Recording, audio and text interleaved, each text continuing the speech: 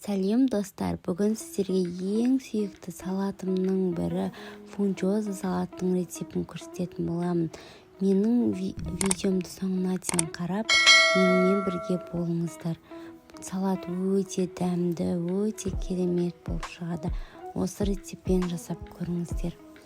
Ең алдымен бізге фунчозаның қамыры қажет болады. Оны ыдысымызға салып, сосын үстіне қайнаған суды құйып, бірінші бұқтырып алатын боламыз.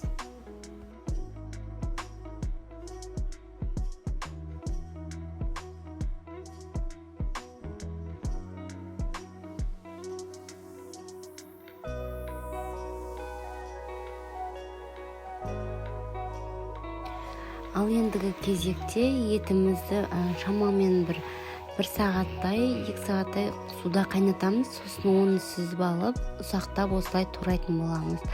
Сосын табамызға азғандай май құйып, жақсылап етімізді қуырамыз. Сосын біз пиязымызды қуырамыз. Өздеріңіздің қалауларыңыз бойынша әртүрлі дәмдеуіштер қоссаңыздар болады.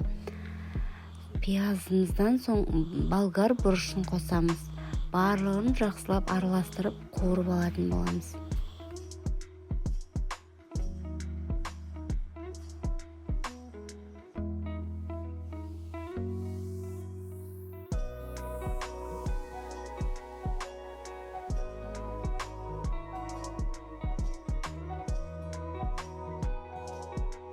Ендігі кезекте біз дәміне қарай тоз, бұрыш, яғни қызартып тұру үшін паприканы қоссақ та болады. Әртүрлі дәмдеуіштер қосып, барлығын жасап тағы да қуырамыз.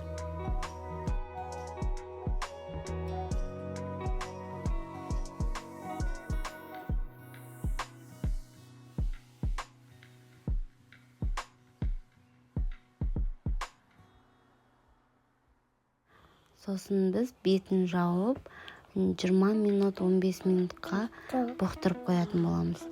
Оған дейін біздің фунчозамыздың қамыры дайын болды. Оны судан сырғытып аламыз.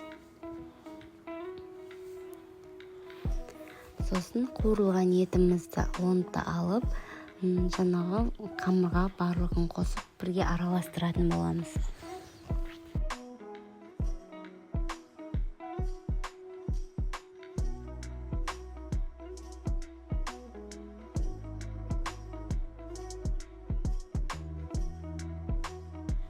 Сосын достар, біз соя соусын құямыз. Араластыратын алдын менде кадрға түспей қалды.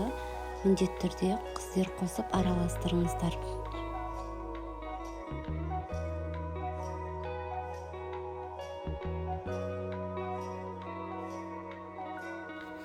Сосын мен өзімнің қалауым бойынша қиярдың орнына қызанақты қостым және укропты турап, онтақ әсемдік үшін онда қосып араластырдым. Міндетті емес, әрине, бұлай өздеріңіздің қалауларыңыз бойынша қоссаңыздар болады. Міне достар, біздің салатымыз осындай өте дәмді, өте керемет болып шығады. Менің рецептіммен міндетті түрде жасап көріңіздер. Видеоға лайк басып, менің каналыма тіркеліп алыңыздар. Алдағы уақытта одан да дәмді рецепттермен көрсететін боламын. Қош, сау болыңыздар.